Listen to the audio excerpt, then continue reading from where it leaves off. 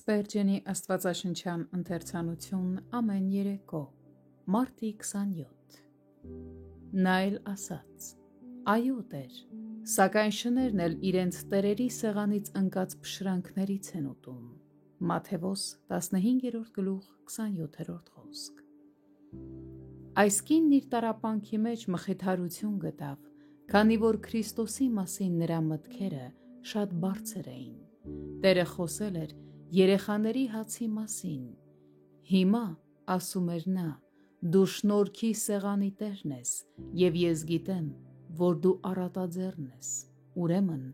անշուշտ քո սեղանին երեխաների համար այնքան առատ հաց կլինի, որ փշրանքներ կմնան նույնիսկ շների համար։ Եվ երեխաները բոլորովին չեն տուժի, եթե շները կերակրվեն դրանցով։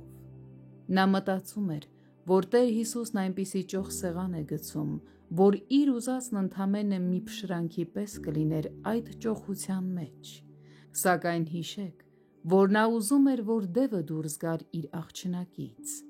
Դա շատ մեծ բան էր նրա համար, սակայն նա այնպիսի բարձր կարծիք ուներ Քրիստոսի մասին,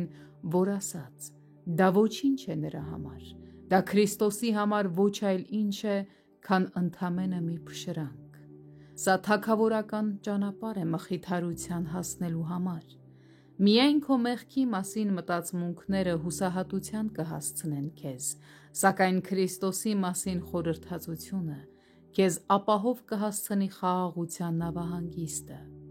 Իմ մեղքերը շատ են, բայց դրանք ոչինչ են Քրիստոսի համար, որպեսզի նա վեր առնի դրանք։ Իմ մեղքի ծանրությունը ճնշում է ինձ այնպես,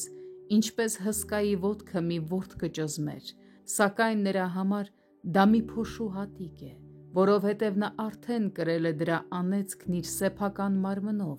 երբ կախվեց խաչափայտին։ Այնպես որ նրա համար մի չնչին բան է ինձ լիակատար թողություն տալը, մինչդեռ ինձ համար դա անսահման օրհնություն է։ Այս կինը լայն բաց էր արել իր բերանը, մեծ օրհնություններ ակնկալելով Տեր Հիսուսից, և նա լցրեց այն իր սիրով։ Դու էլ նույնն արա, թանկագին բարեկամ։ Նա ընդունեց այն, ինչ Քրիստոսն իր առջև դրեց, սակայն ամուր կառչեց նրանից և իր հավատքի համար կերակուր գտավ նույնիսկ նրա ծանր խոսքերի մեջ։ Նա հավատաց, որ նա կարող է մեծամեծ բաներ անել, և այդպիսով չակերտյալ հաղթեց նրան։ Նա հաղթանակ տարավ հավատալով նրան։ Նրա դեպքը հաղթական հավատքի օրինակ է, և եթե մենք էլ ուզում ենք պայքարել նրա պես, ապա պետք է ընդօրինակենք նրա մարտավարությունը։